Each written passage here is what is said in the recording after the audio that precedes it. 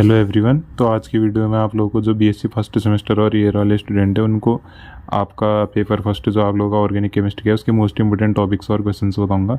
तो वीडियो के एंड तक ज़रूर देखिएगा और वीडियो पसंद आएगी तो इसको लाइक करिएगा, शेयर करिएगा। तो मैं क्वेश्चन नोट कर लेता हूँ जिससे वीडियो शॉर्ट हो जाए। तो चलिए शुरू कर दें। तो अगर हम फर्स्ट टॉपिक से अगर शुरुआत करें तो रेजोनेंस। आप लोगों का ऑर्गेनिक केमिस्ट्री का पेपर है और इसमें रेजोनेंस नहीं आएगा आपका, ऐसा नहीं हो सकता है। तो रेजोनेंस तो पढ़ लीजिएगा। और इंडक्टिव इफेक्ट, ये भी आपका टॉपिक है most important. Resonance, inductive effect, फिर हाइब्रिडाइजेशन। हाइब्रिडाइजेशन के अंदर आपका हाइब्रिडाइजेशन ऑफ कार्बन, हाइब्रिडाइजेशन का फॉर्मूला होता है ऑर्गेनिक केमिस्ट्री में कैसे निकालते हैं, पढ़ लीजिएगा। और हाइपर कंजुगेशन, ये भी आपका रेजोनेंस की तरह ही एक थ्योरेटिकल टॉपिक है। और आइसोटोप इफेक्ट क्या होते हैं, बनाना बॉन्ड। बनाना बॉन्ड आपका ये भी रेजोनेंस की तरह ही मोस्ट इंपोर्टेंट है, ये क्या होता है। और बनाना बॉन्ड का इफेक्ट क्या होता है आपका साइक्लोप्रोपेन की एसिडिटी में। तो ये भी आ सकता है आपका, अपनी बुक्स में इसको फाइंड आउट करिएगा इन क्वेश्चंस के आंसर। और जहाँ पे कोई प्रॉब्लम होगी तो आप मुझसे पूछ सकते हैं। और बेयरस्टेन थ्योरी, बेयरस्टेन थ्योरी आपको पता है एरोमेटिसिटी, और उसमें आपका ये ऑर्गेनिक केमिस्ट्री में आपको बताया गया होगा बेयरस्टेन थ्योरी आपकी मोस्ट इंपोर्टेंट है। और लिमिटेशन, और इसको फिर इसकी लिमिटेशन क्या थी और इसको कैसे मॉडिफाइड किया गया सैची और मोहर द्वारा, ये भी आपका एक क्वेश्चन बनता है। फिर है आपका इसमें explain the mechanism of free radical halogenation of alkanes. तो आप लोगों को मैकेनिज्म बतानी है free radical halogenation of alkane कैसे होते हैं करके। ये हेलोजिनेशन करते हैं सब एल्किन्स की, तो फ्री रेडिकल मैकेनिज्म से आपको बताने हैं। तो मैकेनिज्म ऑफ रिएक्शंस तो पढ़ लीजिएगा ताकि आप लिख सकते हैं, थ्योरेटिकल तो आप लिख सकते हैं। और आर एंड एस कॉन्फिगरेशन क्या होते हैं, एक आपका D and L E Z configuration करके भी होते हैं, E and Z cis trans, ये भी पढ़ लीजिएगा सिस ट्रांस। आर और एस आपका पेपर में आया गया है पहले बहुत बार। और इसी के अंदर आपका आता है सीक्वेंस रूल। सीक्वेंस रूल क्या है करके आर एस कॉन्फिगरेशन से ही रिलेटेड आपका टॉपिक है। चार्ज ट्रांसफ़र कॉम्प्लेक्स, तो चार्ज ट्रांसफ़र कॉम्प्लेक्स इनको आप अपने सिलेबस से भी देख लीजिएगा कि आपके सिलेबस में कि कौन से टॉपिक इसमें से ज़्यादा दे रखे हैं। तो चार्ज ट्रांसफ़र कॉम्प्लेक्स हो गया आपका, इंक्लूजन कंपाउंड्स हो गया। और आपने अभी तक कौन कौन से पढ़े हैं, तो एरोमेटिसिटी, एरोमेटिसिटी भी आपका ये मोस्ट इंपोर्टेंट टॉपिक है। और formal charge on ionic species, तो फॉर्मल चार्ज निकालने का आपका फॉर्मूला होता है, उससे आपको फॉर्मल चार्ज बताने क्या होता है। पहले थ्योरेटिकल वाला भी बता सकते हैं आप फॉर्मल चार्ज क्या होते हैं, फिर उसके बाद उसका फॉर्मूला दे सकते हैं। और अगर कोई एग्जाम्पल आएगा तो वो बताएंगे। रिएक्शन इंटरमीडिएट, रिएक्शन इंटरमीडिएट मैंने पहले बताया, यहाँ भी बता रहा हूँ। रिएक्शन इंटरमीडिएट आता है आपका मैकेनिज्म ऑफ रिएक्शन, देख लीजिएगा क्योंकि थ्योरी वाला तो आप पढ़ सकते हैं ना, मैकेनिज्म ऑफ रिएक्शन ये देख लीजिएगा। और आइसोमेरिज्म मोस्ट इंपोर्टेंट टॉपिक रहेगा क्योंकि आपके सिलेबस में यही दिया गया है, isomerism, geometrical optical isomerism.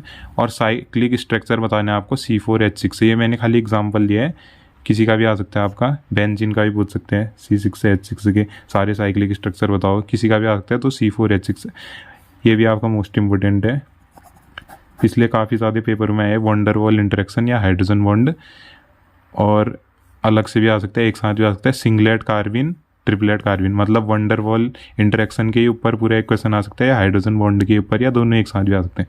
Singlet कार्बिन हो गए, ट्रिपलेट कार्बिन हो गए। और आपका क्या आ सकते हैं, इन सबको आप बुक्स में देखने की कोशिश करिएगा या जो आपको टीचर्स ने पढ़ा रखे हैं। कार्बेनियम आयन क्या होते हैं, थोड़ा मैं अगर लास्ट में टाइम मिला तो इस पर आपको बता सकता हूँ, आइडिया दे दूंगा कैसे आपको करने हैं क्वेश्चन से। तो कार्बेनियम आयन हो गया, फ्री रेडिकल हो गया, कार्बिन हो गया। वैसे मैंने रेजोनेंस और हाइब्रिडाइजेशन के ऊपर वीडियो बनाई है, आप उसको देख सकते हैं, बीएससी फर्स्ट सेमेस्टर में भी लिखा होगा। स्टीरियो आइसोमेरिज्म काफ़ी बार आ चुके हैं, स्टीरियो आइसोमेरिज्म और ऑप्टिकल आइसोमेरिज्म। आइसोमेरिज्म तो पूरी पढ़ ही लीजिएगा, लेकिन ये ज़्यादा इम्पोर्टेंट है। और इनके एग्जांपल्स, सब थ्योरेटिकल टॉपिक है, आपको बस बताने हैं, इसको एग्जांपल से याद करने पड़ेंगे। हेलोजिनेशन ऑफ एल्केन्स,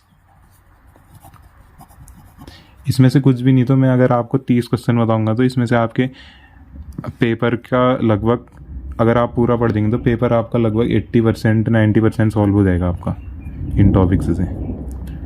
तो देख लीजिएगा इनको। फ्री रेडिकल मैकेनिज्म, मैंने पहले ही बताया था free radical mechanism most important है।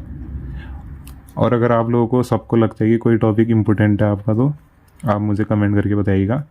बनाना बॉन्ड बता दिया मैंने, दोबारा से बता रहा हूँ। तो बनाना बॉन्ड सोच लीजिए कितना इम्पोर्टेंट रहने वाला है आपका।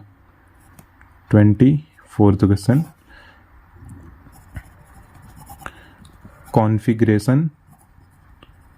और अगर आप लोग के आप बुक नहीं है तो आप लाइब्रेरी से ले सकते हैं। वैसे अब तो पेपर होने वाले हैं, आप इनको नेट में या यूट्यूब में फाइंड आउट करिएगा इनके आंसर्स, या बुक्स हैं तो बुक्स से ही पढ़िए। 25th क्वेश्चन, हेटेरोलाइटिक और होमोलाइटिक बॉन्ड फिशन। अगर आपको खाली बेसिक पढ़ना है तो आप 11th 12th का आप अपनी गाइड या बुक्स देख सकते हैं, उनमें मिल जाएंगे आपको। फिर बाकी अपनी जो आपकी बीएससी की बुक्स हैं उसमें देख लीजिएगा। फिर इनके एग्जांपल्स हो गए। और चार्ज ट्रांसफ़र कॉम्प्लेक्स, ये मैंने पहले ही बताया आपको, चार्ज ट्रांसफ़र कॉम्प्लेक्स आते हैं। तो अब और बता रहा हूँ मैं, चार्ज ट्रांसफ़र कॉम्प्लेक्स। तो मैं थोड़े और क्वेश्चन और लिख देता हूँ ताकि टाइम जो है आपका। तो अब मैंने क्वेश्चंस थोड़े और टॉपिक्स आपको बता रहा हूँ। इलेक्ट्रोफाइल और न्यूक्लियोफाइल, इसको पढ़ लीजिएगा। इलेक्ट्रोफाइल क्या होते हैं, न्यूक्लियोफाइल क्या होते हैं। ये न्यूक्लियस लविंग आपके हो जाएंगे, ये इलेक्ट्रॉन लविंग। और bond length, bond energy, stability of cycloalkanes, hybridisation पहले भी बताया तो दोबारा बता रहा हूँ। तो इनको सारे टॉपिक्स आप एक कॉपी में लिख लीजिए, फिर उनको पढ़ते रहिए बुक्स से या यूट्यूब से, नेट से देख लीजिएगा। हाइब्रिडाइजेशन और शेप्स बताने आपको हाइब्रिडाइजेशन के आधार पे, मीथेन का, ईथेन का और इथाइन का। मैं हिंदी में ही बता रहा हूँ ताकि जो हिंदी मीडियम के बच्चे होंगे वो भी देख लेंगे और इंग्लिश मीडियम वाले भी। ये आपकी रिएक्शन है, कॉरी हाउस रिएक्शन करके है, तो इसको देख लीजिएगा। इस पर प्रोडक्ट क्या बनेगा, R2CuLi। ये R आपका एल्किल ग्रुप, फिर यहाँ दूसरा एल्किल ग्रुप है, ये R2CuLi। जब RI, ये जो दूसरा एल्किल आयोडाइड है, इसके यहाँ रिएक्शन करके क्या बना रहे हैं। फिर आपकी है डाइलसेल्डर रिएक्शन, तो इसको भी देख लीजिएगा। डाइलसेल्डर रिएक्शन आपकी क्या होती है। और अगर हम फिर और आगे के क्वेश्चन में आते हैं तो ये आपका डी एंड, ये डाइलसेल्डर रिएक्शन तो हो गया। डी एंड एल कॉन्फ़िगरेशन तो मैंने आपको पहले ही बताया, तो यहाँ और बता रहा हूँ। डी एंड एल कॉन्फ़िगरेशन और R and S configuration, hyperconjugation पहले ही बताया रेजोनेंस के साथ। एरोमेटिसिटी, इंडक्टिव इफेक्ट, तो ये आपके इंपॉर्टेंट रहने वाले हैं। तो मैं कुछ क्वेश्चंस के आंसर आपको बता देता हूँ अपने नोट से, जिससे आपको बेसिक आइडिया आ जाए।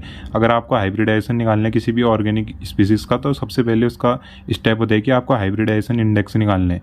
तो ये फॉर्मूला होता है इसका, number of sigma bond. Sigma bond कितने हैं आपके जो सिंगल बॉन्ड है, नंबर ऑफ नेगेटिव चार्ज कितने हैं उस स्पीसीज में जो कोई भी स्पीसीज दी होगी, और नंबर ऑफ लोन पेयर।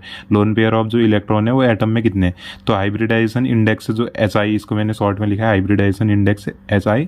तो अगर 2 आया तो SP होगा आपका हाइब्रिडाइजेशन, अगर 3 आया तो SP2, और अगर 4 आया तो SP3। आप ऐसे भी याद कर सकते हैं, 2 मतलब ये 1 2, और 3 मतलब 1S हो गया और 2 P हो गए, और 4 मतलब 1S और 3 P हो गए।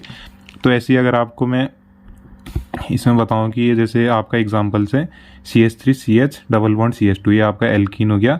तो इसमें आपको इस वाले कार्बन की हाइब्रिडाइजेशन अगर निकालनी है, इस वाले कार्बन की, तो इस पे पहले हम सिग्मा बॉन्ड देखेंगे कितने, नंबर ऑफ सिग्मा बॉन्ड तो कितने आ रहे हैं। 3 सिग्मा बॉन्ड, 1 2 और एक हाइड्रोजन के साथ, तो 3 हो गए। ऐसे करके कुछ स्ट्रक्चर होगा। नहीं रुको, मैं रफ में आपको दिखा देता हूँ।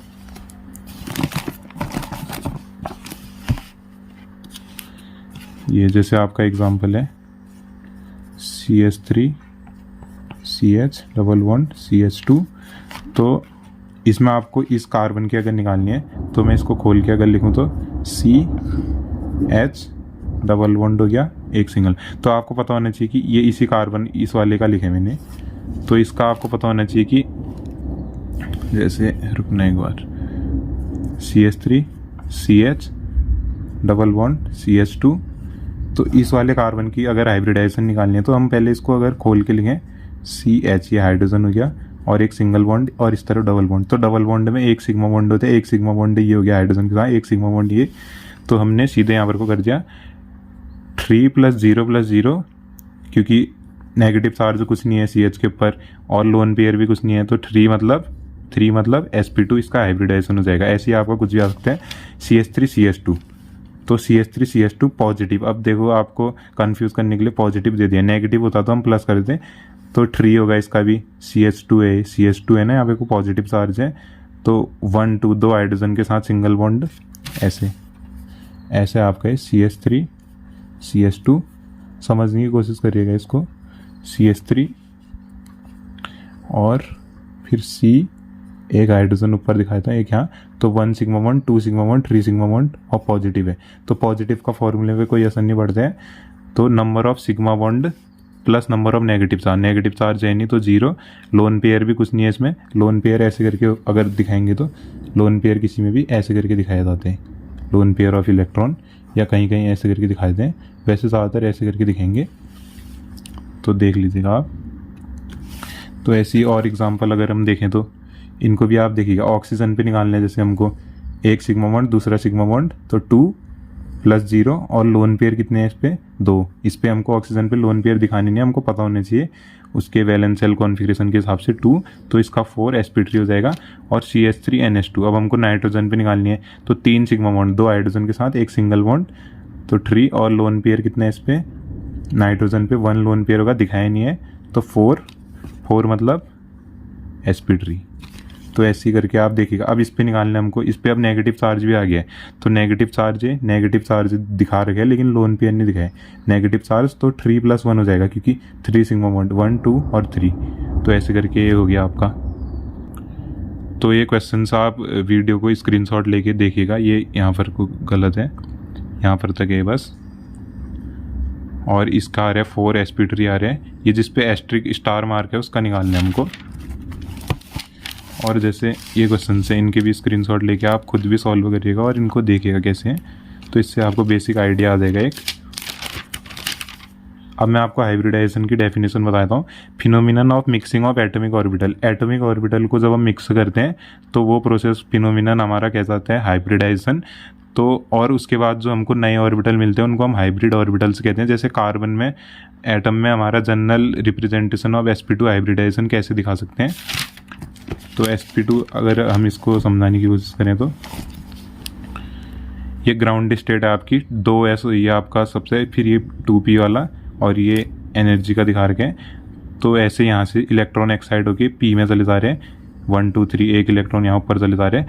तो ये हाइब्रिड स्टेट क्या बन जा रही है आपकी 3sp2, इसमें 2 p के ऑर्बिटल आ जा रहे हैं, एक s का, तो ये हाइब्रिड स्टेट होगी।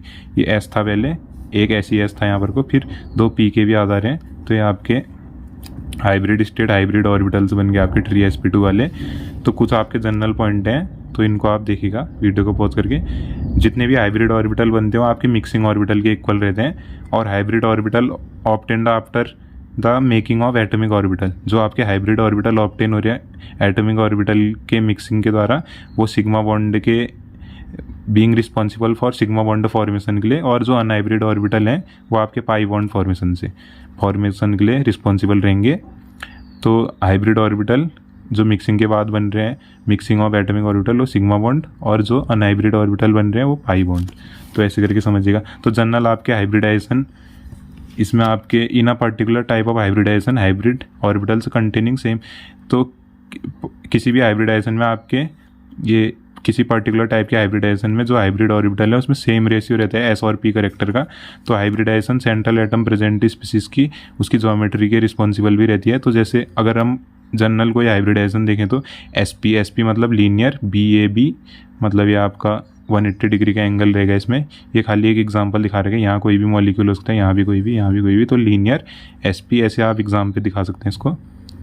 और ये ट्राइगोनल, sp2 में ट्राइगोनल प्लेनर होगा स्पीसीज की ज्योमेट्री। sp3 अगर आपकी हाइब्रिडाइजेशन है तो टेट्राहेड्रल होगा, और टेट्राहेड्रल को ऐसे करके दिखाते हैं, बुक्स में देख लीजिएगा और अच्छे से मिल जाएगा आपको।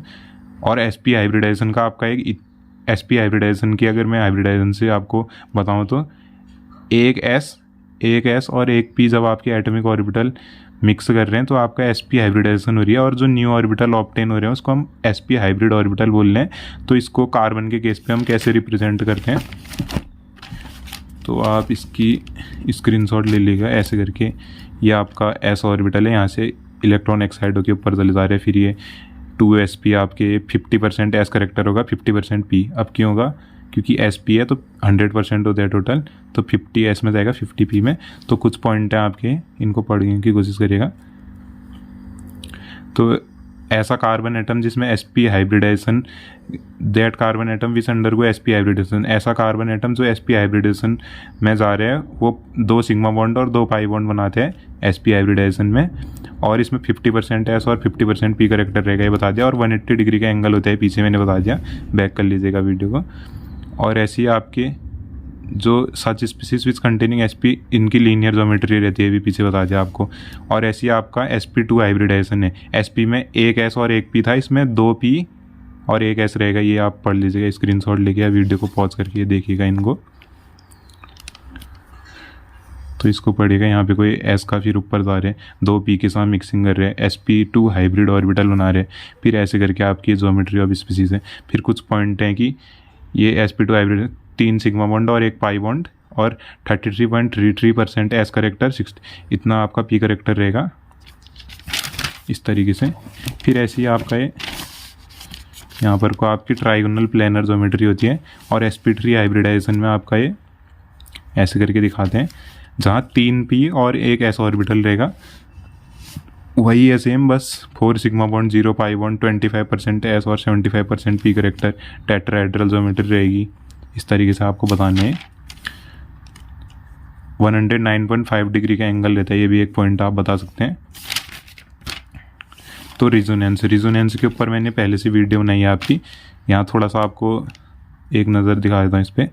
रिजोनेंस एक ऐसा फिनोमिना है, क्योंकि हम किसी भी एक स्पीसीज की ऑल ओवर प्रॉपर्टीज एक सिंगल स्ट्रक्चर से नहीं दिखा सकते हैं, कोवलेंट स्ट्रक्चर से। तो उसकी बहुत सारी आपकी वेरियस स्ट्रक्चर प्रपोज किए गए किसी भी आपके एक कोवलेंट स्ट्रक्चर के। तो इसको उसके जितने भी कंट्रीब्यूटिंग स्ट्रक्चर या रिजोनेटिंग स्ट्रक्चर हैं उनको दिखाने के जो आपकी प्रोसेस रहती है, फिनोमिनन रहता है, तो उसको हम रिजोनेंस कहते हैं। Resonance phenomenon is used for the species of which all over properties can not be defined by using a single covalent structure. तो ये पढ़ने की कोशिश करेगा। जैसे ये C6H6 है बेंजीन, इसके एक तो डबल बॉन्ड पहले यहाँ पर है, फिर जहाँ पे कोई सिंगल बॉन्ड है वहाँ डबल बॉन्ड है, तो ये इस तरीके के स्ट्रक्चर है। और हाइब्रिड स्ट्रक्चर ये डॉटेड लाइन से दिखाए जाते हैं, और कभी कभी कोई बीच में सर्किल भी बना देते हैं। तो ये आपके कुछ इसके रिजोनेंस के रूल हैं। कोई भी आपका 0% या 100% कंट्रीब्यूशन नहीं देगा, none of the structure will exhibit, और कुछ ना कुछ कंट्रीब्यूशन हो गई। और इनके बीच में आपका डबल हेडेड एरो रोटेशन होता है। और कोवलेंट रिजोनेटिंग स्ट्रक्चर एग्जिबिट, जो कोवलेंट रिजोनेटिंग स्ट्रक्चर है वो ज़्यादा कंट्रीब्यूशन देंगे, जबकि आयनिक रेजोनेटिंग स्ट्रक्चर आपके कम देंगे कंट्रीब्यूशन। तो ये आप इनको पढ़ने की कोशिश करिएगा। फिर आपके टाइप्स ऑफ रेजोनेंस भी आते हैं, ये वीडियो को पॉज कर लीजिएगा आप। आइसोवेलेंट हो गया, हेटेरोवेलेंट हो गया।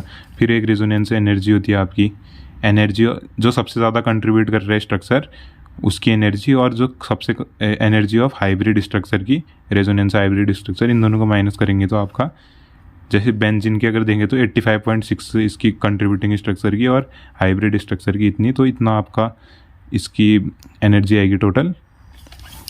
तो इस तरीके से स्टेबिलिटी ऑफ स्पीसीज भी बताते हैं।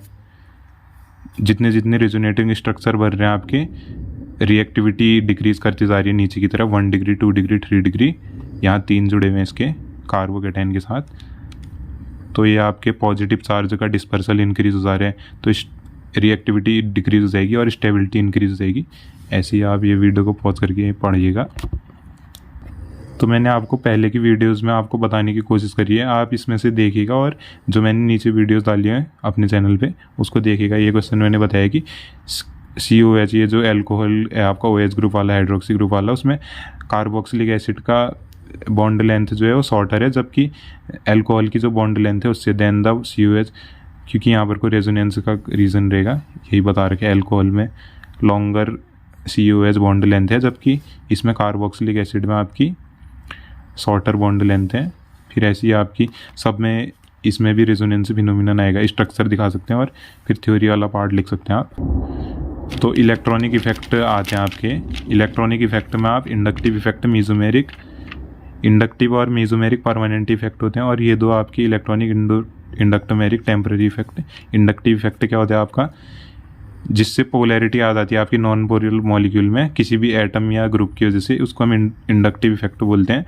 तो जैसे आपका यहाँ से हाइड्रोजन रिमूव होकर एक्स जुड़ जा रहा है तो इस पर पोलैरिटी आ जा रही है। एक्स मतलब हेलोजन हो सकता है कोई भी आपका, यहाँ जनरली इस एग्जाम्पल की बात कर रहा हूँ मैं। फिर इंडक्टिव इफेक्ट के कुछ पॉइंट हैं कि आई से डिनोट करते हैं, परमानेंट इफेक्ट होते हैं। एक चेन ट्रांसफरिंग इफेक्ट है, ये देखिए यहाँ पार्शियल पॉजिटिव, फिर यहाँ डबल पार्शियल पॉजिटिव, फिर यहाँ ट्रिपल पार्शियल पॉजिटिव। एक आपका कंजुगेशन भी होता है। तो एक आपके प्लस आई इफेक्टिंग ग्रुप होते हैं, जैसे आपके एग्जांपल दिखा रहे हैं, वीडियो को पॉज करके देखिएगा आप ये सारे पॉइंट्स। आई इफेक्ट आपका जो है इंडक्टिव इफेक्ट वो सिग्मा बॉन्ड स्पीसीज में होते हैं और इनको दो टाइप में बांटा गया है, प्लस आई और माइनस आई। इतना तो आप जनरली बुक से पढ़ ही सकते हैं कैसे करके। इंक्रीजिंग प्लस आई पावर हो रही है आपकी ये, और ये माइनस आई इफेक्टिंग ग्रुप ही है, ऐसे इनके एग्जाम्पल है जनरली। तो आपका बात आते हैं एक हाइपर कंजुगेशन। थोड़ा सा आपको इस पर बता देता हूँ क्या है। हाइपर कंजुगेशन होने के लिए आपके पास दो नेसेसरी कंडीशन होनी चाहिए। वो है आपकी स्पीसीज़ में आपका at least 1 sp2 hybrid carbon atom होना चाहिए, और स्पीसीज़ में आपका at least 1 alpha sigma bond containing आपका CH sp3 bond with respect to sp2 hybrid carbon. तो समझिए इसको, species should contain at least 1 alpha sigma bond. Species में आपका एक अल्फा सिग्मा बॉन्ड होना चाहिए, sigma bonded CH sp3 bond वाला with respect to sp2 hybrid carbon के रिस्पेक्ट में आपका ये alpha sigma bonded CH bond होना चाहिए आपका। तो जो आपके हाइपर कंजुगेशन दिखाते हैं कुछ ये आपके कुछ सर्टेन स्पीसीज, वो इस तरीके से हैं। तो हाइपर कंजुगेशन की आपकी ये डेफिनेशन हो जाएगी व्हेन, अब जो ये आपकी दो कंडीशन है ये फुलफिल हो जाती हैं तो as the conjugation of sp2 hybrid carbon atom with alpha ये आपका सिग्मा CH बॉन्ड, इसके साथ जो आपका कंजुगेशन होता है उसको हाइपर कंजुगेशन कहते हैं। तो ये आपके हाइपर कंजुगेशन के कुछ टाइप्स हैं। कंजुगेशन ऑफ sp2 हाइब्रिड, ये देखिए आप पॉजिटिव चार्ज यहाँ से हट के फिर यहाँ डबल बॉन्ड आ रहे हैं, फिर यहाँ H पॉजिटिव निकाल रहे डबल बॉन्ड, फिर ये डबल बॉन्ड यहाँ H पॉजिटिव ही है, ऐसे करके दिखा सकते हैं हम। ये फिर एक आपका free radical alpha sigma bond, इसमें भी आपका फ्री रेडिकल से पीछे वाले पॉजिटिव चार्ज से था। तो इनको देखने की कोशिश करिए। ये आपका दूसरा टाइप है फ्री रेडिकल वाला, और फिर आपका ये मल्टीपल बॉन्डेड स्पीसीज वाला है, सेकेंडरी रिजोनेंस भी बोलते हैं हम इसको, हाइपर कंजुगेशन फिनोमिनन को। फिर आपके कुछ स्टेबिलिटी भी बताते हैं हाइपर कंजुगेशन, जहाँ रिजोनेंस नहीं होगा वहाँ हाइपर कंजुगेशन भी आप दिखा सकते हैं इसे, स्टेबिलिटी इंक्रीज हो रही है इसमें आप। तो आप लोग इन सारे क्वेश्चंस के आंसर फाइंड आउट करने की कोशिश करिएगा और वीडियो को शेयर करिएगा, और वीडियो पसंद आएगी तो इसको लाइक करिएगा, और वीडियो एंड तक देखने के लिए धन्यवाद।